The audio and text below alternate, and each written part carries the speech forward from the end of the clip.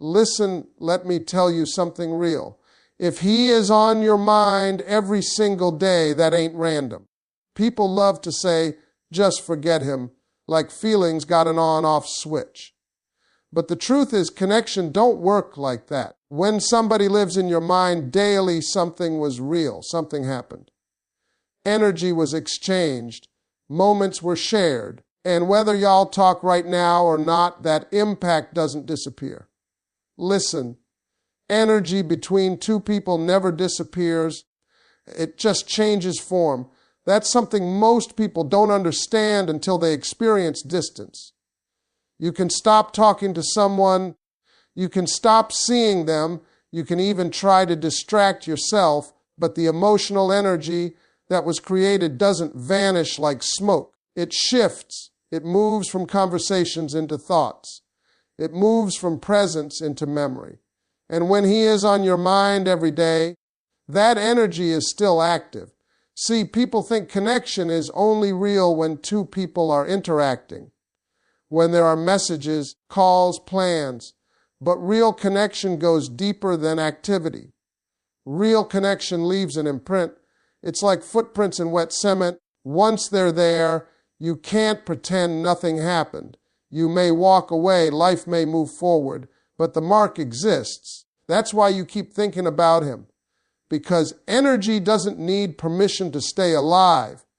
It exists in small reminders, a random memory, a song, a sentence somebody says. Even silence can carry energy. And what you feel is not just missing a person. It's the shift of energy from shared space into internal space. That's the transformation most people struggle to understand. Now here is the important part. When energy shifts, it rarely moves in only one direction. Human connection is not a one-way street. If something genuine was created, both people feel the shift, just not always at the same time and not always in the same way. Women usually feel the emotional shift first because they are more comfortable sitting with feelings. Men often feel the shift later when the absence becomes undeniable. And absence is powerful. Presence can be taken for granted, but absence forces awareness. When your energy is no longer showing up the same way, something changes in the emotional atmosphere. Even if he doesn't immediately understand it, he notices it. The conversations that aren't happening, the attention that isn't automatic anymore, the emotional safety that was once available without effort. Energy creates familiarity, and familiarity creates comfort. When that comfort shifts, the mind starts searching for it. That's where thoughts begin. Not dramatic thoughts at first. Small ones, passing ones. A random moment where he wonders what you're doing. A memory that shows up without warning. A comparison between you and someone else that he didn't expect to make. That's how shifting energy works, quietly, gradually, persistently. People think emotional impact is loud, but most of the time it's subtle.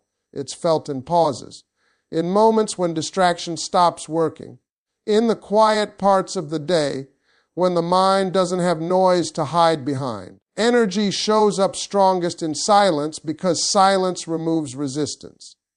And here's something powerful. Energy also carries unfinished emotion. When something between two people feels incomplete, the mind keeps returning to it. Not because you're weak, but because humans are wired for emotional closure. The brain revisits what felt meaningful. It revisits what felt real. It revisits what changed without clear explanation. That doesn't mean the story is unfinished forever. It means the impact was real enough to leave movement behind. Energy between two people is like a conversation that continues without words. It exists in awareness. It exists in memory. It exists in emotional space. And when someone lives in your mind daily, it's often because the connection shifted form, not because it disappeared. Let me tell you something most people overlook. When you think about someone constantly, it's not just about missing them. It's about emotional memory being active. Emotional memory is powerful because it doesn't store information the way logic does. Logic remembers facts. Emotional memory remembers feelings. It remembers how someone made you feel in ordinary moments, not just the big ones. That's why he stays on your mind. Because your brain is replaying emotional experiences, not just events. A simple conversation that felt safe. A moment you laughed without trying. The way you felt understood without explaining everything. Emotional memory attaches itself to meaning, and meaning is harder to release than routine. Here's the part people don't realize. Emotional memory is rarely one-sided. When two people share experiences that carry emotion, both nervous systems register it. Both people store those moments. The difference is expression. Women tend to revisit feelings consciously, while men often revisit them subconsciously.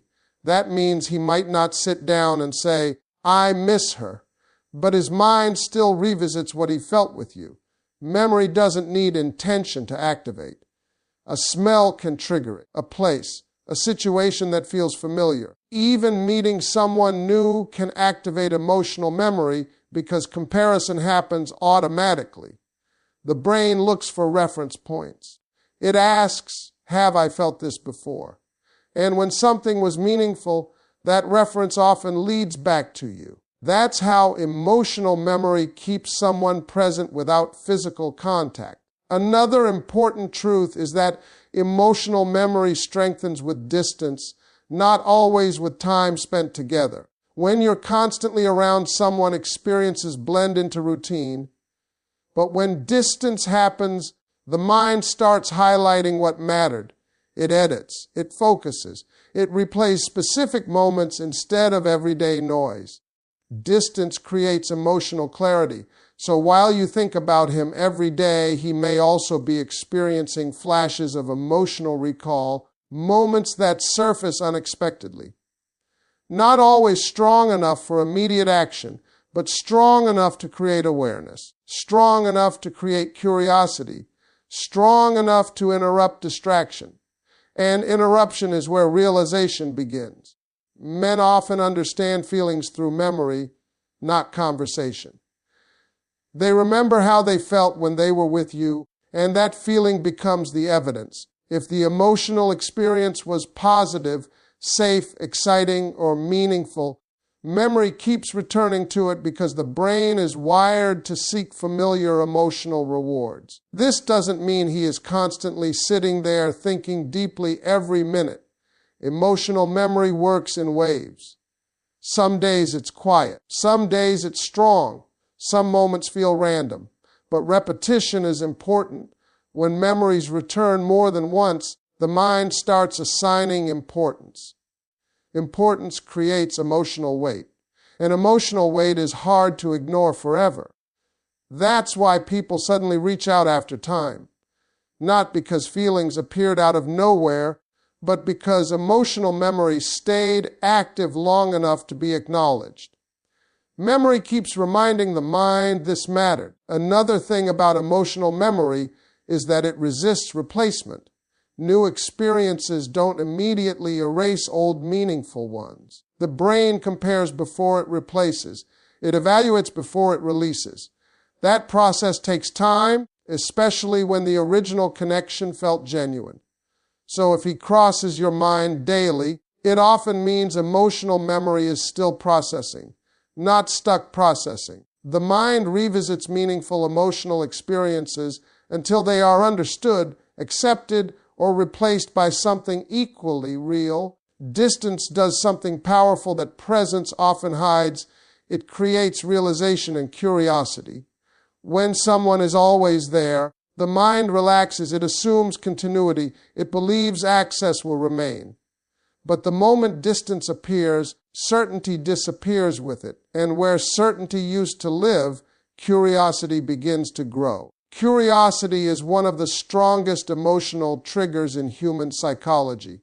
The mind naturally wants to understand change. When your presence shifts, when your energy is no longer predictable, when conversations stop feeling automatic, The brain notices the difference before the heart even explains it. That's where his thoughts begin. Not necessarily dramatic thoughts at first. More like quiet questions. He might wonder what you're doing, who you're talking to, whether things feel different for you too. Curiosity doesn't require him to admit feelings yet. It only requires awareness that something changed. And awareness is the first step toward realization. See, distance removes emotional noise. When you're close to someone, daily interaction fills space. Messages, routines, small talk, all of it creates familiarity, but familiarity can blur value. Distance clears that blur. It creates space for reflection because the mind finally has room to observe instead of just react. And observation leads to realization. He starts noticing the role you played in his life, not in an exaggerated way, but in specific ways. The conversations that felt easy, the emotional comfort that felt natural, the way you showed up without needing explanation. These realizations rarely happen when everything is normal. They happen when normal disappears. Distance introduces contrast, and contrast creates clarity. Another thing distance does is interrupt assumption. Many men operate from the belief that time exists, that feelings can be addressed later, that connection will still be available when they're ready. Distance challenges that belief. When your presence is no longer guaranteed, the possibility of loss becomes real. And nothing creates curiosity faster than uncertainty. Uncertainty pulls attention. He may start paying attention to details he ignored before. Your absence from his daily routine, the difference in emotional atmosphere. Even the silence itself becomes noticeable. Silence is powerful because it leaves space for interpretation, and interpretation keeps the mind active. Curiosity doesn't always look like action immediately. Sometimes it looks like observation, checking in directly, thinking more than speaking, remembering small things unexpectedly. The mind starts gathering information because curiosity wants answers, even if the heart isn't ready to admit the questions yet. Distance also changes emotional perspective. When you're inside an experience, you feel it. When you step outside of it, you understand it. That shift from feeling to understanding is where realization forms. He may begin connecting dots he didn't connect before, recognizing effort, recognizing consistency, recognizing emotional safety. Realization often arrives quietly. It doesn't announce itself loudly at first. It shows up as repeated thoughts, repeated comparisons, repeated awareness that something meaningful existed. Curiosity keeps those thoughts alive because the mind wants resolution. It wants to understand whether what was lost still exists, whether what changed can be restored. Distance creates that internal conversation. An internal conversation is where realization grows slowly, steadily, sometimes long before words or actions appear on the outside. Growth is one of the quietest things that happens after distance, and most people don't recognize it while it's forming. They think nothing is happening because there are no messages, no big conversations, no visible change. But growth rarely starts on the surface. It begins internally in reflection, in discomfort, in moments when a person is forced to sit with their own thoughts without distraction. When you stay on his mind, reflection becomes unavoidable. A man may try to stay busy, focus on routine, talk to friends, scroll, work, but the mind always returns to unresolved emotional experiences, not because he chooses it, but because the brain naturally revisits situations that carried meaning. Reflection is the mind asking questions it didn't ask before. Questions about actions, timing, decisions, and emotional readiness. That's where growth begins. Growth starts when someone stops seeing the situation only from their perspective and starts considering yours. He may begin remembering moments differently, noticing effort he overlooked, noticing patience he didn't fully value, noticing emotional signals he misunderstood. Reflection changes interpretation, and interpretation changes awareness. Awareness is uncomfortable, but it is necessary. Most growth is triggered by discomfort, not comfort. Comfort allows patterns to continue. Discomfort interrupts them. When your absence creates emotional space, that space forces him to confront things he avoided, not in a dramatic way, but in repeated small realizations. Realizing he could have communicated better. Realizing he delayed important conversations. Realizing he assumed time instead of respecting it. These realizations don't happen all at once. Growth is gradual. Another important part of growth is emotional responsibility. When someone stays on your mind, it keeps the emotional experience active long enough for the brain to process it more deeply. Processing leads to ownership. Ownership means recognizing personal choices instead of blaming circumstances. That shift is significant because many people only grow when they begin accepting their role in what happened. Growth also changes emotional priorities. Things that once felt unimportant can start feeling important. Emotional safety, consistency, effort, these qualities often become clearer after distance. When reflection repeats, the mind starts reorganizing what matters. That reorganization is internal change, even if no action has happened yet. Time alone does not create growth, but reflection over time does. He may begin comparing past behavior with the person he wants to be. That comparison creates tension, and tension creates motivation to evolve. Not always immediately, but gradually. Growth is often the result of wanting to avoid repeating the same emotional outcome again. The mind looks for lessons because lessons reduce future regret. Another quiet sign of growth is emotional maturity developing through perspective. Perspective means understanding that feelings are not weaknesses and that timing, communication, and presence carry value. When someone remains on his mind, it keeps that perspective forming because the emotional experience remains relevant. Growth does not always mean he will act right away, but it means internal change is possible. Internal change is the foundation of different behavior. Without reflection, patterns repeat automatically. With reflection, patterns become visible. And once patterns are visible, they can be questioned. That questioning is the moment growth truly begins. Even if no one else can see it yet, let me tell you the real truth about connection. Thoughts mean something, but actions reveal everything. You can live in someone's mind for a long time, but real connection eventually moves from thinking into doing. That's the difference between emotion that is felt and emotion that is chosen. Because thinking about you is natural. Acting on you is intentional. A man can think about you and still stay silent. He can miss you and still hesitate. He can remember you and still distract himself. Thoughts happen automatically.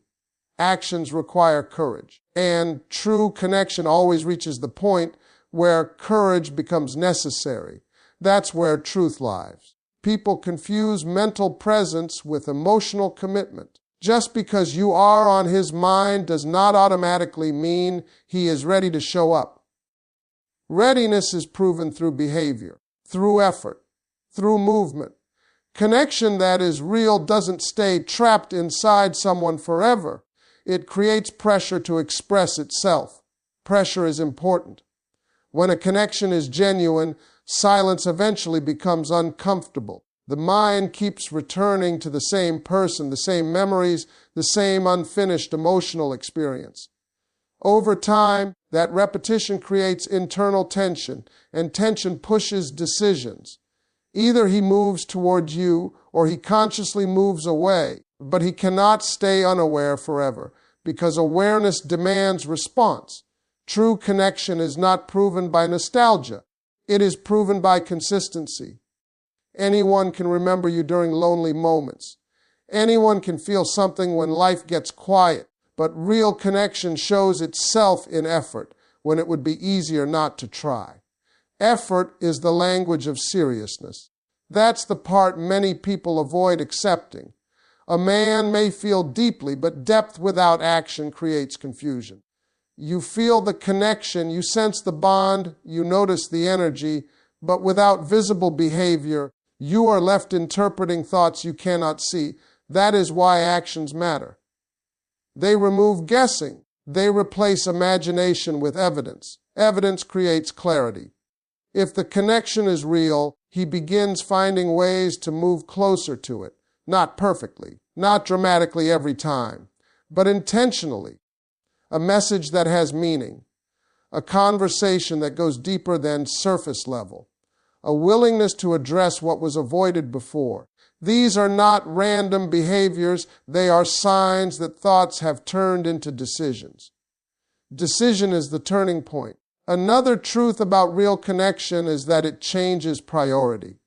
People act on what feels important, always. When someone stays only in thoughts, it often means life distractions still hold more priority than emotional risk. But when the connection becomes important enough, behavior shifts naturally. Effort stops feeling forced. Showing up stops feeling optional. Priority is visible through patterns. You don't measure connection by one emotional moment. You measure it by repeated behavior over time. Consistency shows intention. Intention shows value. Value shows emotional investment. That sequence cannot be faked for long because real effort requires energy, and people invest energy where they feel something meaningful.